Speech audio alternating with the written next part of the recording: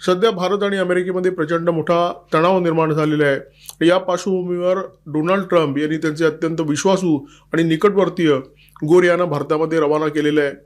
या संदर्भात truth सोशलवर Donald Trump यांनी एक लंबी जोडी पोस्ट टाकली होती आणि या पोस्टमध्ये भारताबद्दल फक्त एक वाक्य होतं, जगातील सगळ्यात लोकसंख्या असलेला देश। बाकी सगळी भलामण सर्गिओ गोर यांच्याबद्दलच होती। डोनाल्ड ट्रम्प यांनी सगळ्या जगाच्या विरोधात जरी टेरिफ युद्ध छेडलं असलं तरी भारत आणि ब्राझील या दोन देशांच्या विरोधात या युद्धाची तीव्रता जरा जास्तच आहे।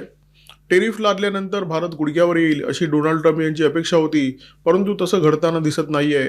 एका बाजूला अमेरिकेकडून रोज भारतावर बंबार्डिंग सुरू असताना भारताच्या मस्तकावर चिंतेची एक छोटीशी लकीर सुद्धा दिसत नाहीये।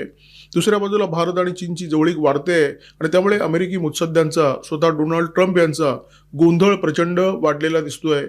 भारताचं करायचं काय आणि भारताशी वागायचं कसं असा पेच या लोकांना पडलेला दिसतोय।